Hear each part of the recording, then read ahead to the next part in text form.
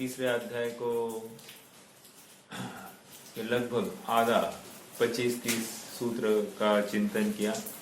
संक्षेप में इतना ही है कि प्रथम 6 सूत्रों में नरक की पृथ्वियों की चर्चा, वहाँ के जीवों की चर्चा आई है और वहाँ के दुखों की भी चर्चा आई है।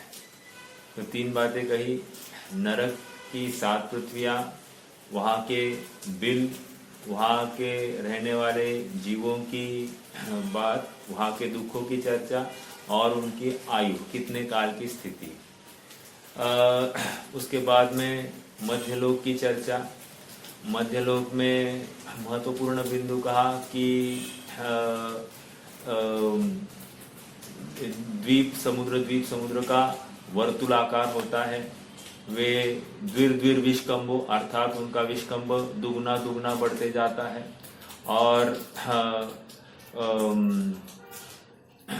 उसमें जम्बूद्वीप की चर्चा चालू हो गई। जम्बूद्वीप में कहा कि बीच में एक सुमेरु पर्वत, जम्बूद्वीप का व्यास 1,00,000 योजन, और फिर इस जम्बूद्वीप को 7 क्षेत्रों में 6 पर्वतों द्वारा विभाजित किया गया है।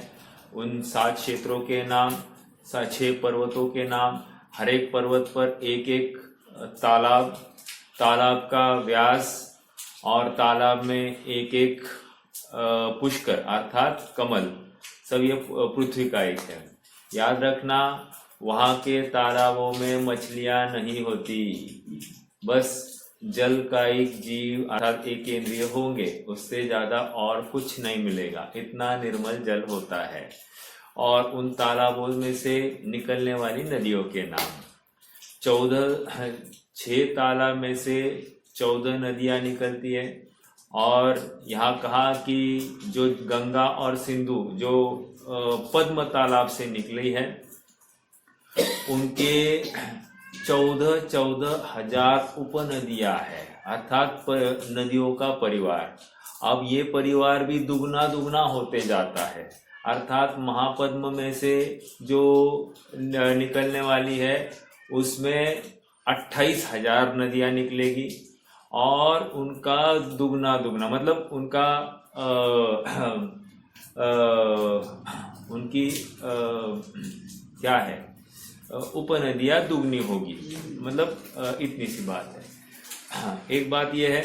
दूसरी बात ये समझना कि जो नदियों का क्रम बताया गया, जैसे गंगा सिंधु, रोहित रोहितस्या, नारी नरकांता, सीता सीतोदा, स्वर्णकुला रूप्यकुला, हरित हरिकांता, रक्ता रक्तोदा, अरे याद हो गया मुझे भी तो ये 14 नदियां। तो इसमें पूर्व की जो है ये पूर्व दिशा, मतलब पहली जो नदी है ये पूर्व दिशा में जाती है और पश्चात की नदी पश्चिम दिशा में जाती है। एक बात ये हो गई। दूसरी बात ये हो गई कि पहले पद्म तालाब में से 3 नदियां निकलती है और लास्ट जो था तालाब कौन सा था, 1 मिनट, उसमें से भी 3 निकलती है। और एक बात कहा,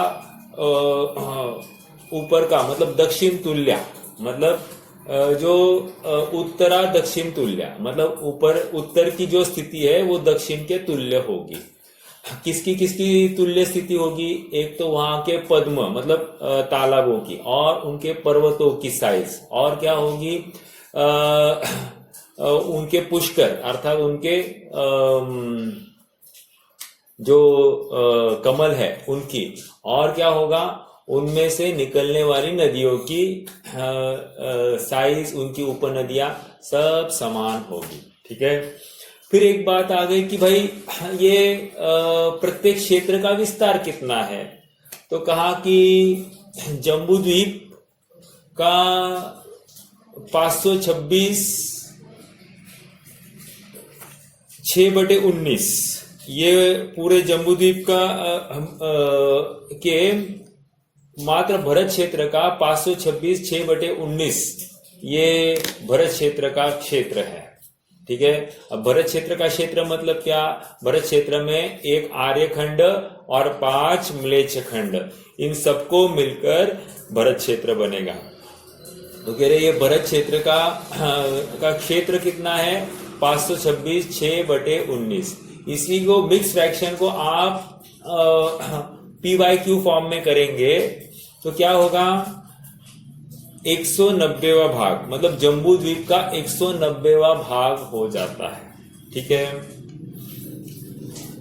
अब ये भी क्षेत्र दुगना दुगना, जैसे अब भरत क्षेत्र है, भरत क्षेत्र से दुगना हिमवन पर्वत, हिमवन पर्वत से दुगना, बोलिए कौन सा क्षेत्र है, नहीं, क्षेत्र क्षेत्र हैमवत, हैमवत, हैमवत से दुगना महाहिमवन, महाहिमवन से दुगना हरि, हरि से दुगना निषद, निषद से दुगना विदेह, विदेह से दुगना नहीं करना उत्तरा दक्षिण तुल्या। फिर आप फिर से हरि का जितना था क्षेत्र उतना ही क्षेत्र किसका होगा, नहीं, एक पर्वत आए नील, नील का और निषद का समान होगा। फिर हरि का और कौन सा है क्षेत्र, हरि का और रम्यक, हाँ बराबर, रम्यक क्षेत्र का समान होगा। तो ऐसा क्रमशः आप लगा लीजिए। तो ये क्षेत्र की बात हो गई। तो कुल सबसे ज्यादा क्षेत्र विदेह क्षेत्र का है 64/190, ठीक है, योजन है ये सब। और बाकी तो फिर जम्बू अपना भरत क्षेत्र और ऐरावत क्षेत्र 1/190, इतना ही क्षेत्र है, बहुत छोटा अपना भरत क्षेत्र है। आप विचार कर रहे हैं कि, और एक बात, ये जितने भी हमको 7 कॉन्टिनेंट्स दिखाई दे रहे हैं, कह रहे भरत क्षेत्र का ये एक बिंदु मात्र है, भरत क्षेत्र के आर्यखंड का बिंदु मात्र है। अपन सब मतलब अमेरिका भी आर्यखंड ही है, लेकिन सच्ची अगर जिनवानी कहीं बसती है या जिनवानी पालन करने योग्य कहीं स्थान है तो अपनी भारत भूमि में ही है, अन्य कहीं, अरे भारत भूमि में भी आप गिने चुने स्थान देखिए, इसके बाहर तो जिनवानी आचरण करने योग्य भी स्थान नहीं पाए जा रहे हैं। चलिए कोई बात नहीं, अपने पुण्य की महिमा हमको ही आनी चाहिए, अन्य किसी को आए तो क्या बात है। हमको स्वयं को हमारे पूर्वकृत पुण्य के जो पूर्वकृत हमने पुण्य उपार्जन किया है उसकी महिमा आनी चाहिए। और वर्तमान में अन्य कोई भी कमी होगी उसमें गिड़गिड़ाना समझदारी नहीं है। चलिए, तो यहां तक हम आ गए थे, अब थोड़ा सा आगे बढ़ते हैं। 27वें सूत्र से अपन आगे बढ़ेंगे।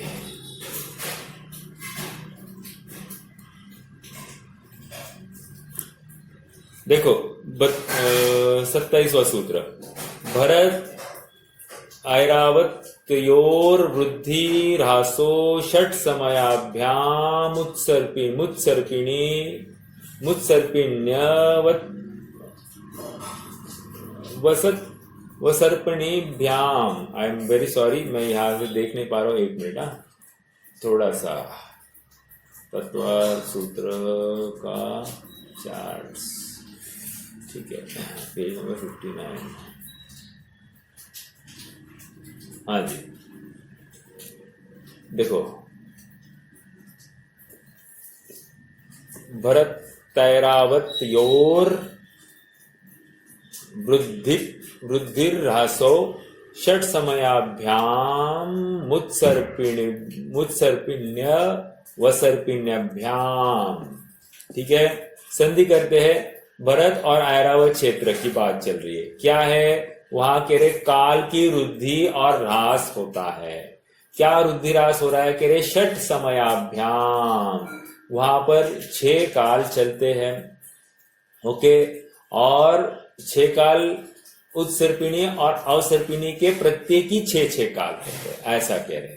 ठीक है, उत्सर्पिणी और अवसर्पिणी। सर्पिणी मतलब कह रहे सांप, तो उत्सर्पिणी मतलब क्या, पूंछ से लेकर मुख तक, और अवसर्पिणी मतलब मुख से लेकर पूंछ तक। मतलब सांप का मुख बड़ा होता है और पूंछ की तरफ छोटा होता है। वैसे ही उल्टा भी लगा सकते हैं। तो अवसर्पिणी बड़े से लेकर छोटे की तरफ। तो कह रहे हैं कि यहां पर क्या क्या रुद्धिरास होता है। तो देखो महत्वपूर्ण बात, भरत ऐरावत योर वृद्धिरासो। क्या क्या होता है रुद्धिरास, क्षेत्र, और क्या होता है, नहीं आगे देंगे शायद। हाँ एक मिनट। हाँ, क्या क्या रुद्धिरास होता है यहाँ पर। एक तो क्षेत्र, आयु, शक्ति, पुरुषार्थ, ये सब में रुद्धि और रास पाया जाता है। क्षेत्र का भी रुद्धि रास होता है, ऐसा किन्हीं आचार्य का कहना है। कोई आचार्य क्षेत्र के ऊपर कुछ बात या कोई टिप्पणी नहीं करते हैं। ठीक है, लेकिन आयु, शक्ति, हाइट, बल, ये सब में हीनाधिकता होती हुई दिखाई देती है।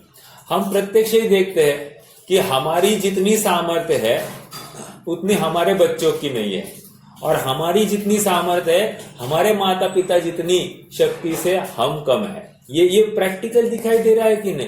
तो ये यहाँ इसके ऊपर से हम अनुमान लगा सकते हैं कि एक 50-100 साल पहले कितनी शक्ति होती होगी। और आप सबको मालूम है कि म्यूजियम में टीपू सुल्तान की जो तलवार थी वो 80 मन की तो तलवार थी, 80 मन, समझ में आया। अब वो 80 मन की तलवार मतलब कितनी बड़ी होगी, कितनी हेवी होगी, आप समझ रहे हैं क्या।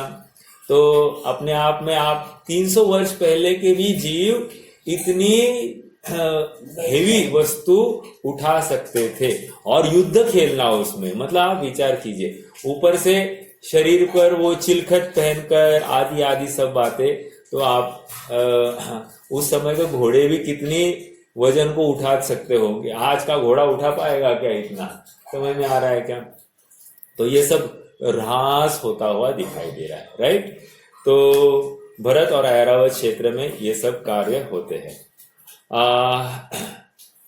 और एक बात, 6 काल में विभाजित किया है यहाँ पर। तो उनके हाइट भी दे दी है, कह रहे कि जो सूक्ष्मा काल वाले हैं उनके 3 कोश की उत्कृष्ट ऊंचाई है, 3 कोश प्रमाण ऊंचाई है, और उनका वर्ण भी उदित सूर्य के समान है। और वो आयु घटते घटते ऊंचाई घटते घटते 2 कोश प्रमाण रह जाती है। फिर 2 कोश की उत्कृष्ट स्थिति किसकी है, सूक्ष्मा काल वालों की हाइट, और वो घटते घटते 1 कोश प्रमाण रह जाती है। फिर सूक्ष्मा दुक्ष्मा काल वालों की ऊंचाई 1 कोश की उत्कृष्ट है, और वो घटते घटते 500 धनुष तक रह जाती है। ठीक है, तो ये इनकी टोटल हाइट है। फिर अपने चौथे काल में 500 धनुष से घटते घटते 7 हाथ तक आ गई है, और फिर 5वें काल में जो अपना दुक्ष्मा काल है, यहाँ पर 7 हाथ से लेकर घटते घटते 2 हाथ तक आ गई। अब 6वें काल में जो दुक्ष्मा काल है, वहां तो ऊंचाई कितनी होगी, 2 हाथ से घटते घटते 1 हाथ तक आ जाएगी। और देखो आयु भी कितनी होगी, वहां 20 वर्ष 6वां काल प्रारंभ होगा तो उत्कृष्ट आयु 20 वर्ष की, और वो भी घटते घटते 15 वर्ष की आयु रहने वाली। आप समझ रहे हैं क्या, 15 वर्ष में अगर मरण होने वाला है, तो इस न्याय से जो व्यवस्था है वो व्यवस्था कैसी होने वाली है। तो हमारा नसीब थोड़ा बहुत अच्छा है कि हम थोड़ी सी सौम्य, अभी भी सब विकृतिकरण तो हो गया है, इसमें कोई विरोध नहीं है, लेकिन यदि हम चाहे तो अभी भी जैनत्व के अनुसरण करते हुए अपना जीवन जी सकते हैं। इतना तो पुण्य अपने गांठ का है। चलिए, तो ये 6 क्षेत्रों की बात आ गई। 28वें सूत्र में देखते हैं क्या बात है। 28वां सूत्र कौन से पेज पर है? हाँ, ताभ्याम अपरा भूमयो वस्थितः, अवस्थित है। ताभ्याम, उसके अपरा, अपरा मतलब उसको छोड़कर, किसको किसको छोड़कर? भरत और ऐरावत को छोड़कर। क्या है? जितनी भी भूमिया है वे क्या है? अवस्थित है। अवस्थित है मतलब क्या? जैसी है वैसी है, उसमें कोई काल का प्रभाव नहीं होता है, अर्थात काल से वे प्रभावित नहीं होती। वहां जो काल चलता है वही काल त्रिकाल होता है। समझ में आ रहा है? कोई चेंज वहां पर नहीं होता। एक बात तो ये हो गई। इसके साथ साथ क्या लगाना? वहां के जीवों की शक्ति, बल, आयु वो भी अवस्थित लगा दीजिए। ठीक है, चलो आगे बढ़ते हैं। 28वां हो गया। 29वें सूत्र में आ जाइए। अब यहां पर आयु ही दे रहे, अपन ने चर्चा कर दिए, फटाफट सूत्र पढ़ लेते। एक द्वि त्रिपल्योपम स्थितयो हैमवत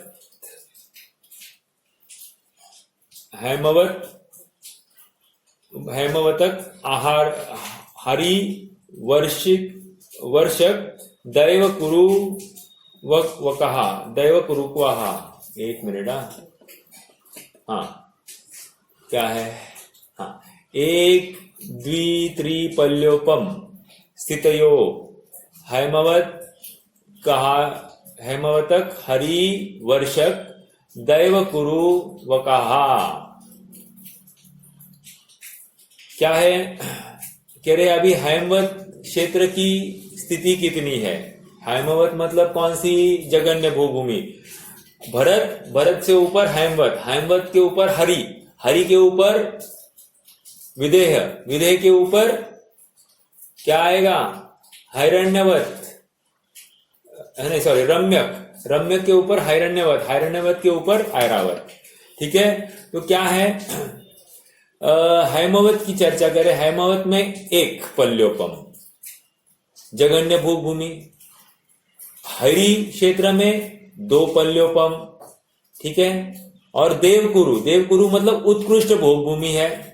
ठीक है, देवकुरु कहां पर है?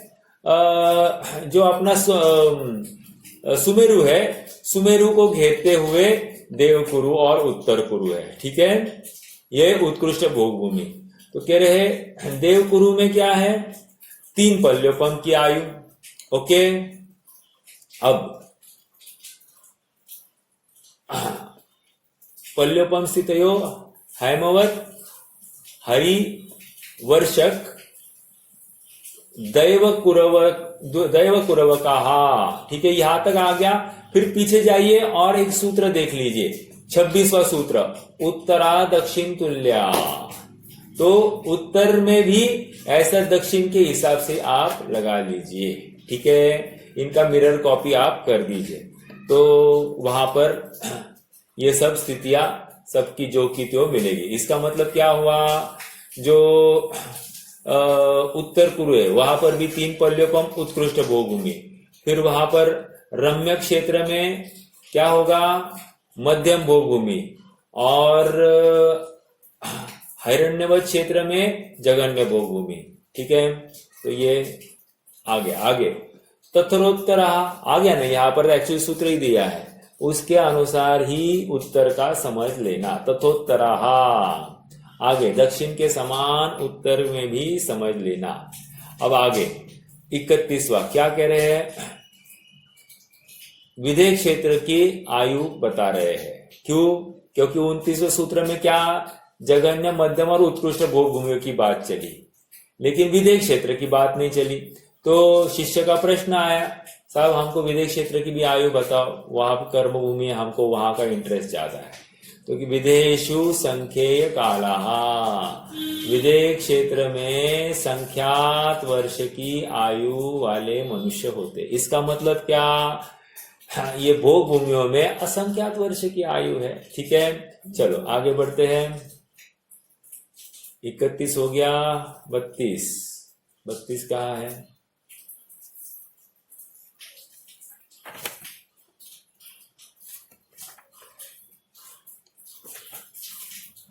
हाँ, भरतस्य विष्कंभो जम्बूद्वीपस्य 90% फिर से लगभग वही बात है जो 24वें सूत्र में आई थी। यही बात अब उन्होंने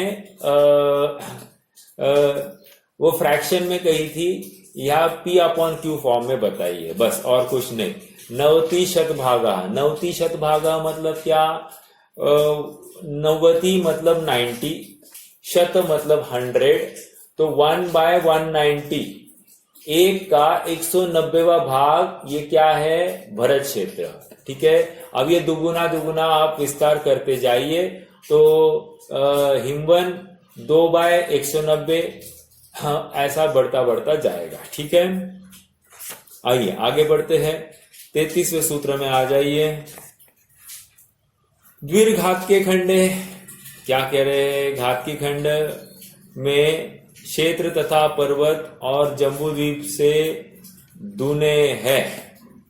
कैसे क्या? क्योंकि वहां पर 2 मेरु है, समझ में आया? इसलिए घात की खंड में क्या मिलेंगे? द्विर्घात की खंड, अर्थात ये क्षेत्र और पर्वत आदि सभी जम्बूद्वीप से दुगने हैं। ठीक है, आगे पुष्करार्धे च, पुष्करार्ध में उतने ही, च लगाया ना, तो च ऊपर से अनुवृत्ति करना, जितने धात की खंड में है उतने ही पुष्करार्ध द्वीप में लगा दीजिए। पुष्करार्ध द्वीप में भी जितने पर्वत और क्षेत्र धात की खंड में है उतने ही यहां पर लगा दीजिए। ठीक है, 35वां सूत्र। प्रांग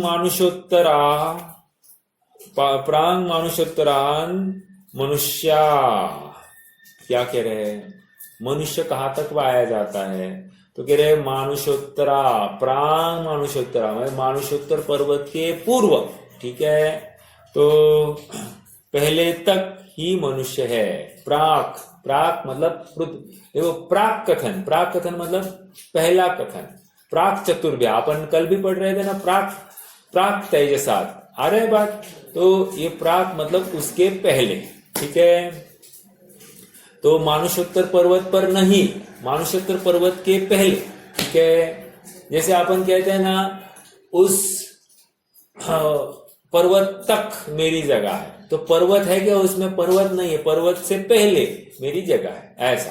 तो यहाँ पर मानुषोत्तर पर्वत तक मनुष्य पाए जाते हैं।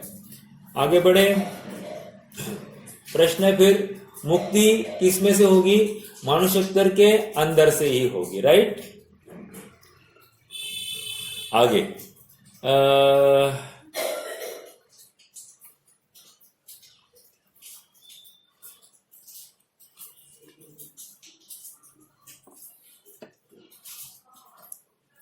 36वां सूत्र आइए। आर्याम्लेच्छाश्च, अब क्या बात कर रहे हैं? कह रहे हैं आपने मनुष्य कहाँ तक होते ये तो बताया, लेकिन इनमें कोई भेद होते हैं क्या? तो कह रहे हाँ होते हैं। क्या? वे 2 प्रकार के मनुष्य यहाँ पर पाए जाते हैं, आर्य मनुष्य और म्लेच्छ मनुष्य। इसका मतलब कोई अलग अलग खंड है क्या? हाँ, खंड भी अलग है। अर्थात जो क्षेत्र है, कर्म भूमियां है, कर्म भूमियों के जो आर्य खंड है वहां पर आर्य जीव ही पाए, आर्य मनुष्य ही पाए जाएंगे, और जो म्लेच्छ खंड है वहां पर म्लेच्छ जीव ही पाए जाएंगे। एक बात ये हो गई। फिर भोग भूमियों की बात कीजिए, भोग भूमियों में आर्य ही पाए जाते हैं। ठीक है, चलो तो आगे बढ़ते हैं। 36वां सूत्र हो गया है, 37वें में आ जाइए।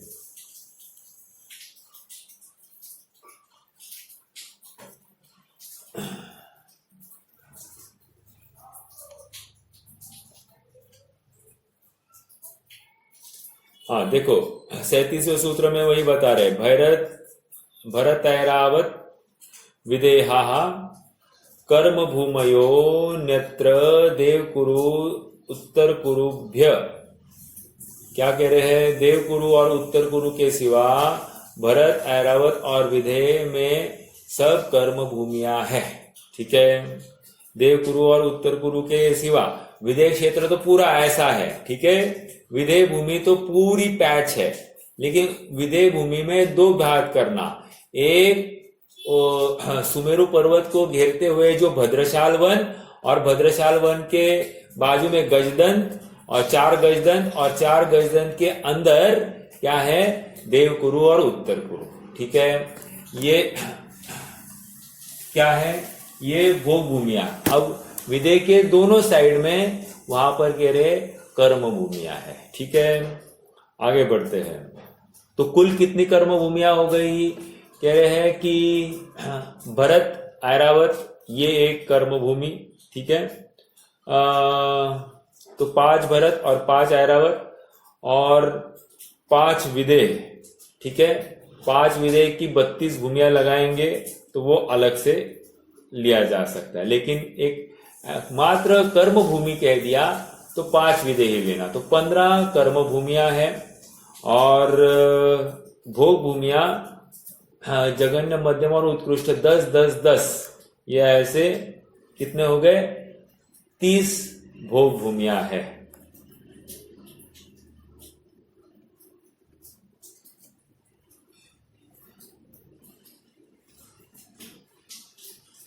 हाँ,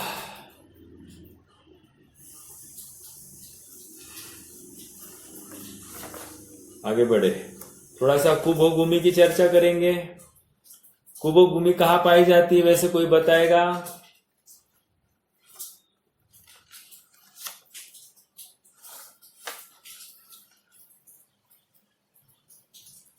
कुभोग भूमिया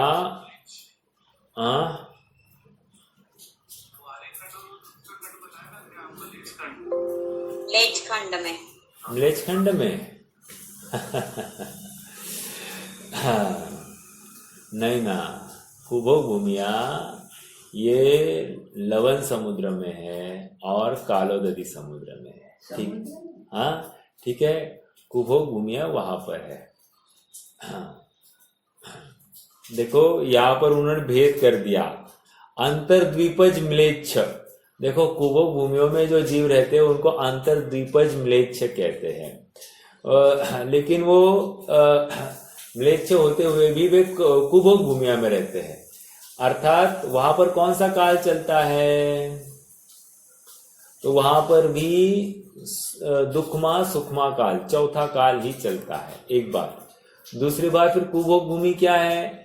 वहां पर मनुष्य जो उत्पन्न होते हैं उनके तीसरा काल चलता होगा। आई एम वेरी सॉरी, हाँ, जघन्य भोग भूमि, आई एम वेरी सॉरी, तीसरा काल है, करेक्ट कीजिए, तीसरा काल है। तो जघन्य भोग भूमि वाला काल है। तो क्या कहना था मुझे? हाँ, वहां के मनुष्यों का मुख होता है प्राणी का और शरीर होता है मनुष्य वाला। तो या तो फिर शरीर तो पूरा मुख भी मनुष्य होगा, लेकिन कान बड़े होंगे, ऊंट जैसा ये होगा, एक ही पैर होगा, मछली का आकार होगा, कुछ भी हो सकता है। ऐसे विचित्र उनके सब देह होता है। लेकिन भोग भूमिवत यहाँ की व्यवस्था है, वहां पर अस्सी मसी कृषि शिल्प वाणिज्य कला ये कुछ नहीं होता है। यहाँ तो मात्र मीठी घास या मीठी मिट्टी खाते हैं और वृक्ष आदि पर रहते हैं। और वहां पर क्यों जाते हैं जीव? वहां पर जीव कुपात्र दान कुपात्र दान, या फिर बाल तप, या फिर जितने भी मिथ्यात्व अंगीकार करके जो मुनिपना प्रकट करते हैं, ऐसे जीव जैसे श्वेतांबर आदि जितने भी है, ये सब परिव्राजक, ये जितने भी अन्य मत वाले भी जा सकते हैं, तो ये सब वहां पर जाते हैं। मतलब अकाम निर्जरा के फल में, थोड़ा बहुत दान आदि के फल में, कुपात्र दान के फल में ये वहां पर जाते हैं। इसका मतलब क्या है? पात्र, अपात्र और कुपात्र तीन होते हैं, पात्र, अपात्र और कुपात्र। कुपात्र दान में, कुतप के फल में ये सब वहां पर जाते हैं। ठीक है, चलिए, तो गुफाओं में और पेड़ों में रहते हैं, सबकी आयु एक पल्य होती है। ठीक है,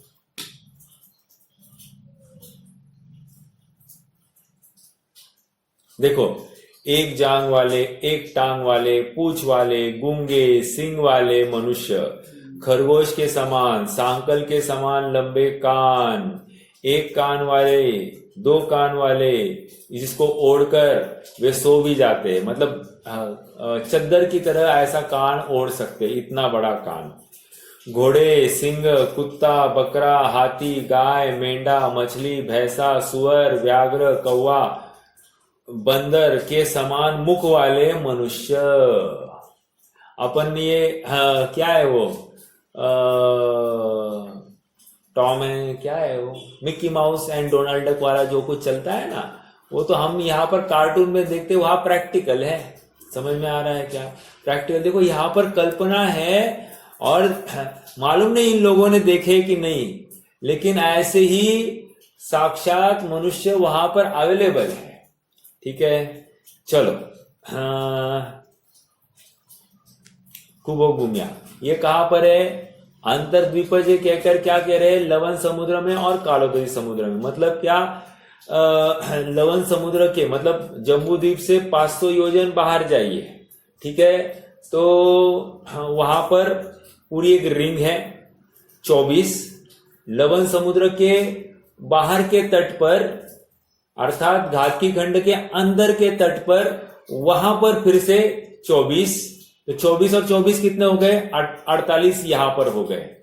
और कालोदरी समुद्र के अंदरी तट पर 24 और बाहरी तट पर 24, मतलब पुष्करार्ध के अंदरी तट पर। तो ये कह रहे हैं कि ये 24 तो कितने हो गए? 48 लवण समुद्र के और 48 कालोदरी समुद्र के। तो इस प्रकार 96 अंतर्द्वीपज कुभोग भूमिया है। ठीक है, इतनी ही है, ना कम ना ज्यादा। ओके, ये एक बात हो गई।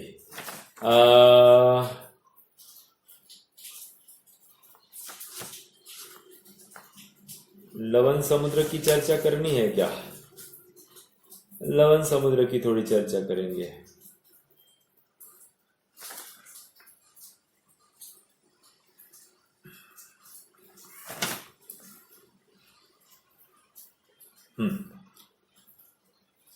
आगे बढ़े, 38वां सूत्र देखिए पहले। नृस्थिति परावरे पल्योपम अंतर्मुहूर्ते। पर अवरे, पर अवरे मतलब क्या? पर और अपर। ठीक है, तो कह रहे उत्कृष्ट, उत्कृष्ट और जघन्य। नृस्थिति मतलब मनुष्य की स्थिति। उत्कृष्ट स्थिति कितनी है? 3 पल्योपम। किसकी है? उत्कृष्ट भोग भूमि वाला। और जघन्य स्थिति कितनी है? कह रहे जघन्य स्थिति अंतर्मुहूर्त है। ठीक है, ये किसकी होगी रे अंतर्मुहूर्त? मनुष्य की।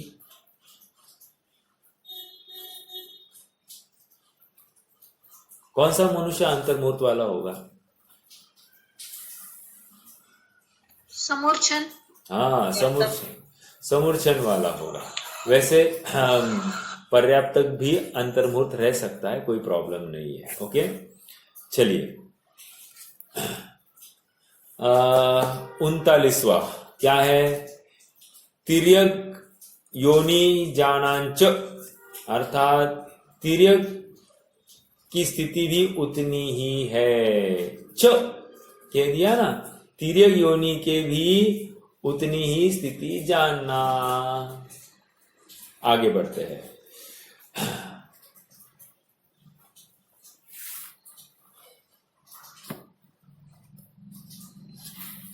देखो चार्ट में दिए है यहां पर जघन्य और उत्कृष्ट आयु।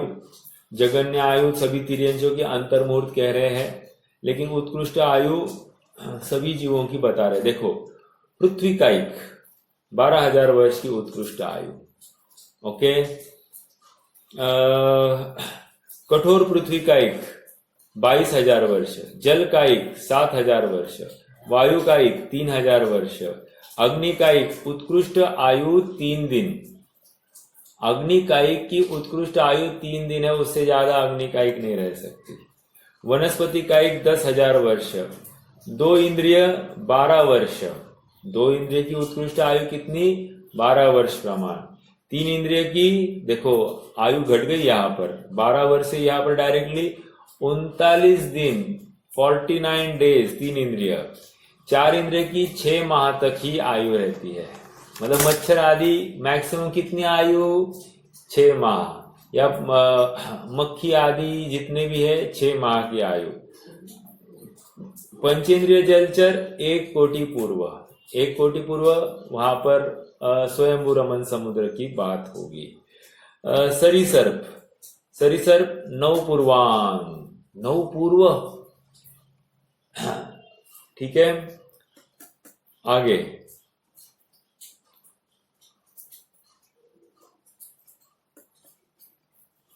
सरीसर्प रेंगने वाला पशु है। ठीक है, 9 पूर्व मतलब क्या? 1 कोटि पूर्व से कम ही है। हाँ, 1 कोटि पूर्व तो 1 कोटि पूर्व, और 1 पूर्व की कितनी है? 1 पूर्वांग होता है 84,000 वर्ष। ठीक है, और 1 पूर्व इज इक्वल टू 84,000 इंटू 84,000।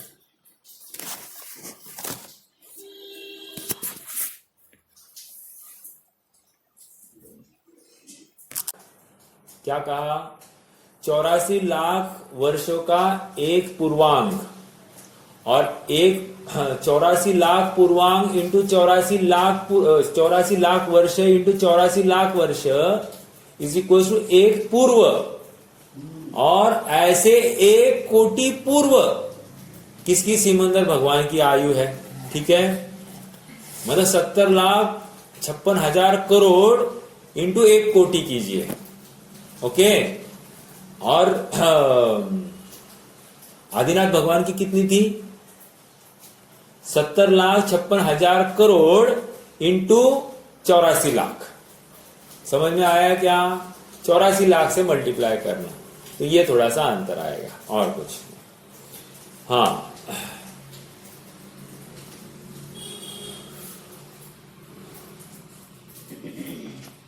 तो ये कहां से लाई थी? मैं सरीसर्प की आयु उत्कृष्ट आयु 9 पूर्वांग कहा है। ठीक है, सर्प की उत्कृष्ट आयु 42,000 वर्ष, पक्षी की उत्कृष्ट आयु 72,000 वर्ष है ना। तो अपन जो डायनासोर आदि की जो कल्पना है कि वो उनकी आयु कितनी होगी, तो कोई आश्चर्य नहीं है कि आयु ज्यादा भी हुई होगी उनकी। ठीक है, और चौपाए पशु 3 पल्ले की उत्कृष्ट आयु, 3 पल्ले की। ओके, जगन्य आयु तो सबकी अंतर्मूर्त ही है।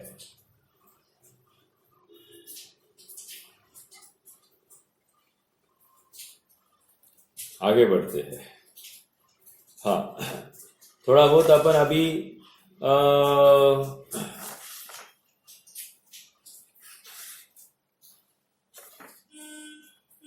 हो गया क्या? याद है? हाँ, हो गया है। ठीक है,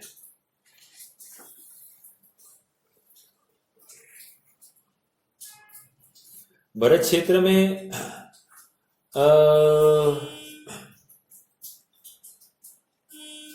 324 के कितने तीर्थंकर होंगे वैसे? 324 के 72 बराबर। और कितनी कर्म भूमियां हैं? भरत और ऐरावत कितनी है टोटल? 10, बराबर। तो टोटल कितने, त्रिकाल 24 कितनी होगी? 720। 720, ठीक है। आगे बढ़ते हैं।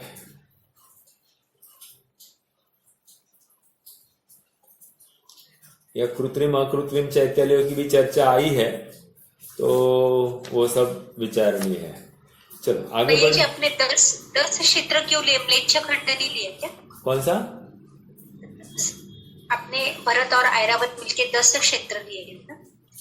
हाँ, तो म्लेच्छ खंड इसी का भाग है ना। मतलब मान लो भरत क्षेत्र है, तो भरत क्षेत्र में एक होता है आर्य खंड और 5 होते हैं म्लेच्छ खंड, ठीक है। उसकी थोड़ी चर्चा लेनी है क्या? चलो वो भी ले लेते हैं वो भी चर्चा। तो देखो मैं फिर से बोलता हूँ, भरत क्षेत्र लिया, भरत क्षेत्र में 6 खंड होते हैं। एक होता है आर्य खंड और 6 होते हैं, 5 होते हैं म्लेच्छ खंड। सेम केस ऐरावत क्षेत्र में, सेम केस विदेह की 32 भूमियों में। समझ में आ रहा है क्या? वो सब में सेम बात है।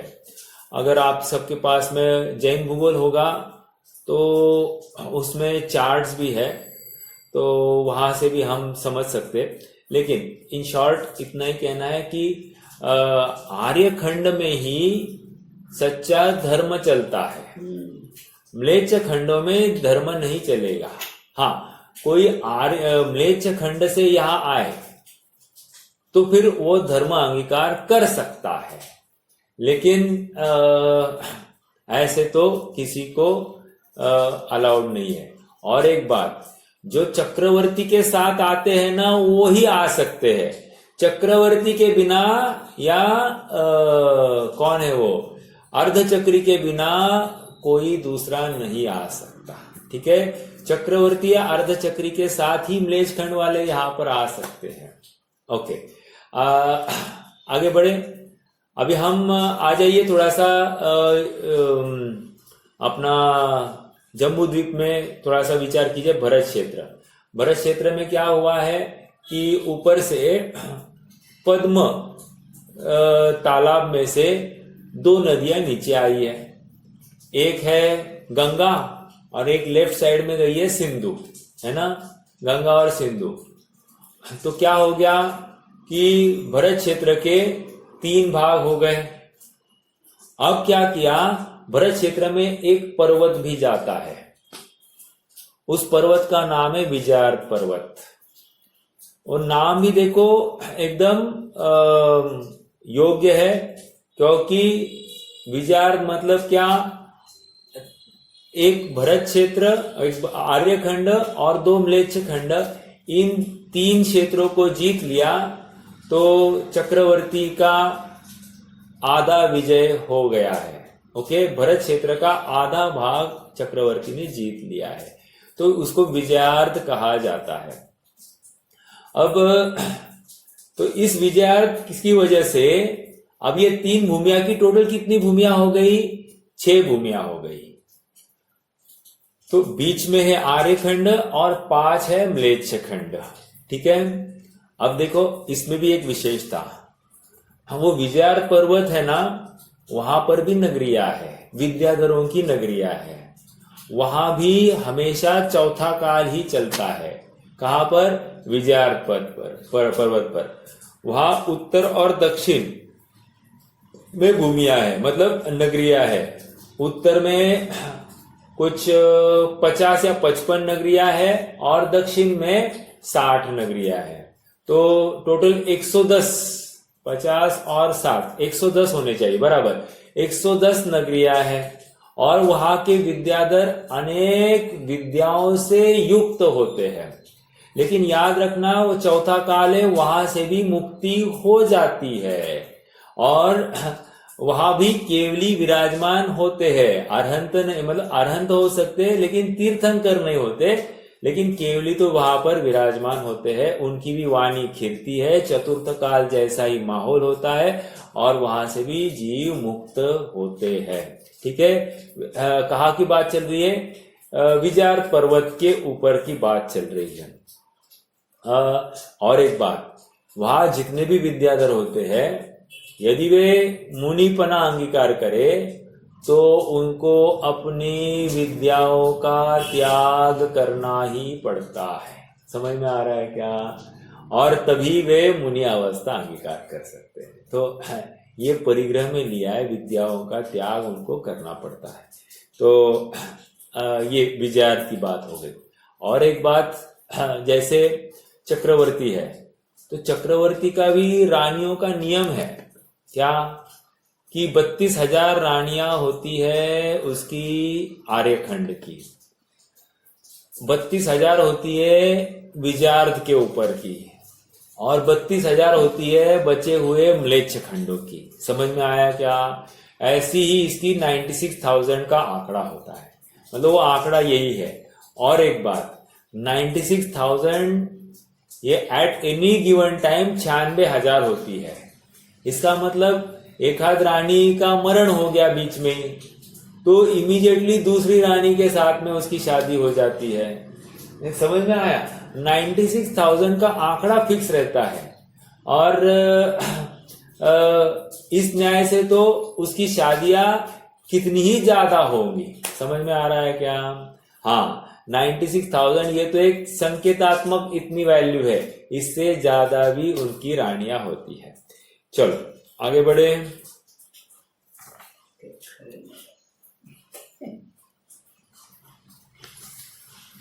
हाँ, और इसमें एक बात, एक दो छोटी बातें हैं कि जो चक्रवर्ती है वो ऋषभाचल पर्वत पर जाता है और कांकिनी रत्न से वहां पर अपनी प्रशस्ति लिखता है।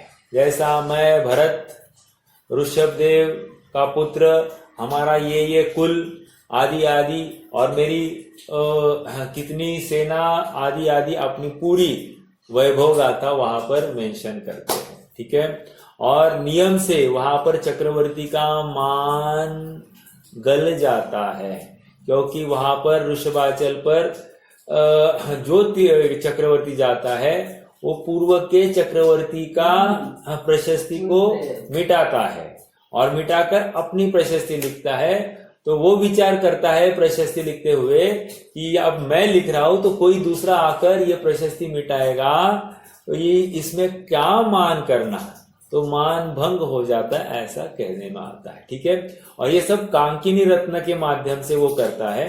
कांकिनी रत्न बहुत इंपॉर्टेंट है उनके लिए। जितनी भी गुफाओं में जाना है, मतलब यहां से किसी म्लेच्छ खंड में जाना है तो गुफा के माध्यम से जाते हैं, तो गुफाओं में से पार करना है तो दरवाजे खोलने पड़ते हैं, तो कांकिनी रत्न से ही वे दरवाजे खोले जाते हैं। ठीक है, और उन गुफाओं से अति उष्ण और हवा बाहर आती है।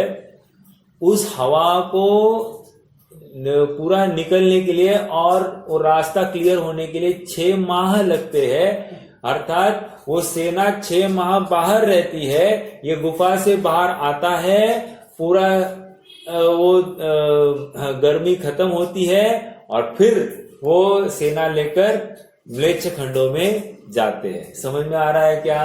कितनी एकदम काल्पनिक सब व्यवस्था वो लगती है, लेकिन है तो सब ये। और देखो, केवल ज्ञान ये सब प्रत्यक्ष प्रत्येक समय में देख रहा है, क्या क्या व्यवस्था है, कैसा परिणमन है, कौन सा जीव है, कैसे जा रहा है, ये सब देख रहा है। त्रिकालवर्ती सब व्यवस्थाओं को देख रहा है।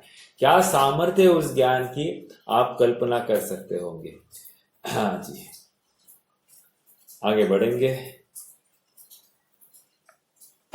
ये विजयार्थ हो गया, और मैं 6 खंड का राजा ये चक्रवर्ती, और 3 खंड का राजा सो वो होता है अर्धचक्री या नारायण। चलो आगे बढ़ते हैं।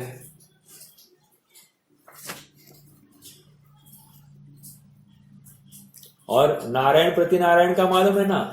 पहले प्रतिनारायण 3 खंड को जीतता है, और नारायण प्रतिनारायण को हरा देता है, मार देता है, और फिर वो 3 खंड का अधिपति हो जाता है। चलो आगे बढ़ते हैं।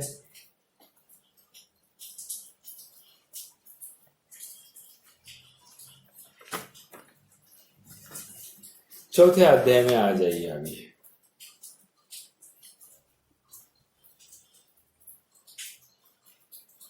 या कल चर्चा करेंगे, कल चर्चा भी हो सकती है।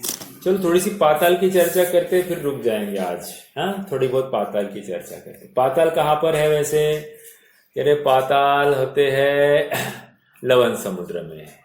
ठीक है, क्या है पातालों का? कह रहे पाताल की वजह से क्या ये हो रहा है? कह रहे जितने भी ज्वार भाटे आते हैं, जितने भी ज्वार भाटे आते हैं, ये सब पातालों की वजह से हो रहे हैं। क्या होता है पातालों में? कह रहे हैं ऊपर का भाग पानी का, बीच में एक भाग होता है पानी और वायु का मिक्स, और सबसे नीचे का भाग होता है हवा। आश्चर्य की बात है कि नहीं? मतलब पानी वो पानी और वायु के आधार से है, और पानी और वायु वो हवा के आधार से है, अर्थात वायु के आधार से। हमको क्या लगता है कि पानी है तो नीचे रहना चाहिए, लेकिन ऐसा नहीं है। अब क्या है व्यवस्था? ये तेरे अमावस्या और पूर्णिमा के काल में जो ज्वार भाटे होते हैं वो इन पातालों की वजह से होते हैं। हाँ, पहले पाताल की कितने पाताल है? कह रहे 3 प्रकार के पाताल हैं। एक तो होता है ज्येष्ठ पाताल, फिर दूसरे है मध्यम पाताल, और तीसरे है जघन्य पाताल। ठीक है, पाताल का भी आप समझना कि थोड़ा सा ये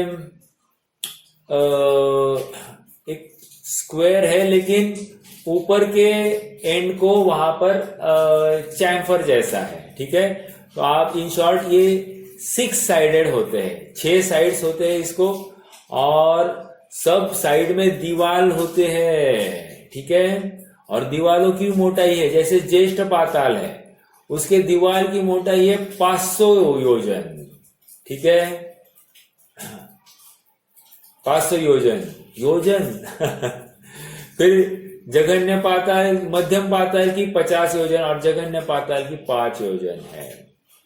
अब इनकी ऊंचाई भी देखिए, ज्येष्ठ पाताल की ऊंचाई 1 लाख योजन, मध्य का व्यास 1 लाख योजन, और मुख का व्यास और तल का व्यास ये 10,000 योजन होता है। ठीक है, तो ये 1 लाख बाय 1 लाख मध्य में, और ऊंचाई में भी 1 लाख है। ओके, इसका मतलब मेरा एक प्रश्न है वैसे, ये 1 लाख पाताल में कौन से जीव रहते? हाँ, पाताल में कोई जीव नहीं रहता है। हम मतलब अन्य मत में तो पातालवासी कहते हैं ना, मतलब नरक को पाताल कहते हैं वहां पर। लेकिन यहाँ पर पाताल एक ऐसी व्यवस्था है इस मध्यलोक में, अर्थात लवण समुद्र में ही, जिसको लेकर ज्वार भाटे आते हैं। बस इतनी सी बात है, वहां पर जीव नहीं रहते। अगर रहना होगा तो हाँ, ये इनके हो सकते हैं, क्या है अपने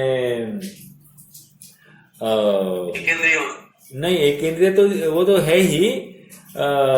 ये देव, क्या उनका नाम, व्यंतर और भवनवासी देवों के भी वहां पर वास्तव्य हो सकता है। ठीक है, उनके महल अलग है, इनको इसको बाधा नहीं, अवगाहना होती है वहां पर। ये यहाँ पर व्यवस्था अलग है, लेकिन उनके महल अलग होते हैं। ठीक है, लेकिन उनके महल हो सकते हैं यहाँ पर, कोई प्रॉब्लम नहीं है। चलो, मैं तो क्या कह रहा था, ये पाताल कितने पाताल है? कह रहे देखो 4 ज्येष्ठ पाताल है। ठीक है, और 8 होते हैं मध्यम पाताल, और उनके बीच में 8 होते हैं, मतलब ज्येष्ठ और मध्यम पाताल के बीच में 8 जघन्य पाताल होते हैं। तो ये पूरी ऐसी व्यवस्था है। ठीक है, अब क्या होता है, जिस समय में पूनम पूर्णिमा होती है, वहां भरती आती है ना, तो भरती जो आई है उसमें क्या होता है कि जितना भी हवा है नीचे की, हवा एक्सपांड हो जाती है। वो हवा इतनी एक्सपांड होती है कि पानी को एकदम ऊपर उठा देती है। और हाइट कितनी होती है, एक मिनट वो भी बताता हूं आपको। हाँ, 16,000 योजन ऊपर जाता है। ठीक है, 16,000 योजन ऊपर पानी जाता है। मतलब आप सोचिए कि भरत जो अपना भरत क्षेत्र के तल से, मतलब चित्रा भूमि के तल से ऊपर 16,000 योजन ऊपर ये मध्य में से पानी का हाइट बढ़ जाता है। और वो ऐसा घटते घटते तट तक तो बराबर वो लेवल में आ जाएगा, लेकिन मध्य में 16,000 योजन ऊपर रहता है। ओके, और अमावस्या के काल में वो पानी नीचे आ जाता है, वो 11,000 योजन की उसकी फिर हाइट रह जाती है। ठीक है, और एक बात, प्रश्न है मेरा, पाताल मान लो अभी 1,00,000 योजन की हाइट का है। मान लो अभी अपने चित्रा पृथ्वी है, चित्रा पृथ्वी से 1,00,000 योजन नीचे जाना, मतलब क्या, कहां तक जाना पड़ेगा हमको? देखो, चित्रा पृथ्वी के नीचे 16 भूमिया है। उसके बाद में फिर क्या है, 84,000 योजन का पंख भाग है। ऊपर खर भाग, पंख भाग और फिर अबहुल भाग। ठीक है, तो आप लॉजिकली विचार कीजिए कि ये डायरेक्टली अबहुल भाग, मतलब सीमंतक बिल है ना नारकियों का सीमंतक बिल, वहां जाकर ये पाताल खत्म हो जाता है। समझ में आ रहा है क्या? सीमंतक बिल मतलब क्या, अभी अलग से बताऊंगा मैं। देखो, सीमंतक बिल मतलब वहां पर नारकियों में होते ना, कौन से बिल होते हैं? एक होता है सीमंतक बिल और एक होता है प्रकीर्णक बिल। याद है क्या? नहीं याद, सब साफ हो गया है। अच्छा, एक मिनट।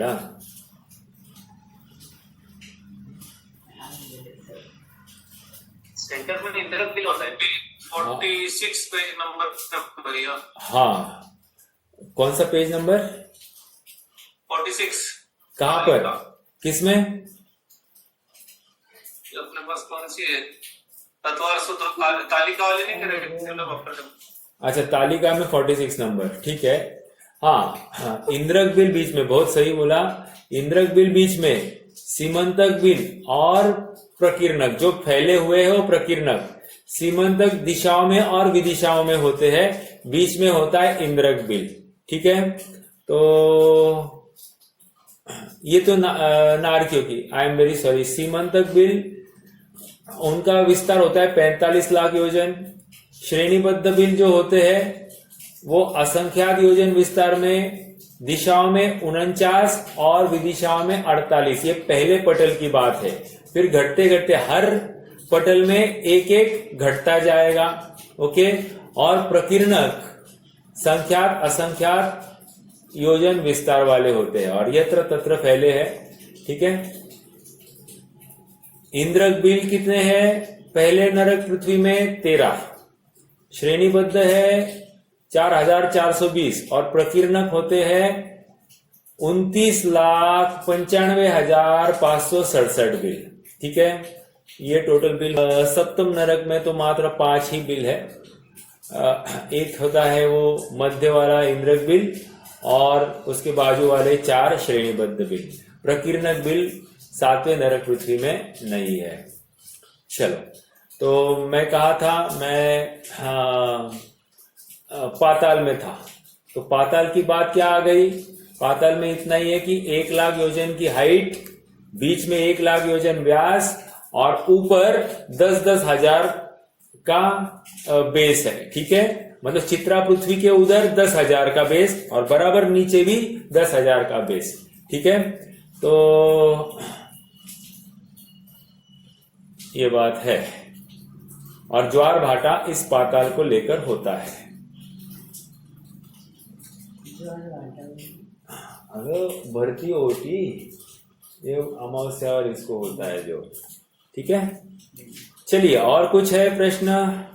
एकदम संक्षेप में चर्चा हो गई, दूसरा अध्याय अपना हो गया है। कुल पाताल होते हैं 1008, ज्येष्ठ पाताल है 4, मध्यम पाताल है 4 और जघन्य पाताल 1000 है 1000। तो मैंने थोड़ा सा गलत कहा क्या? 1000 मतलब 50 होने चाहिए क्या, 1 2 के बीच में? 50 × 8 नहीं ज्यादा हो गया। 1000 डिवाइडेड बाय 8 125।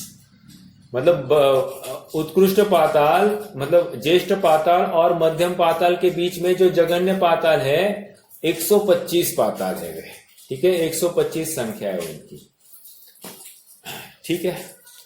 रुक जाते हैं। और ये बराबर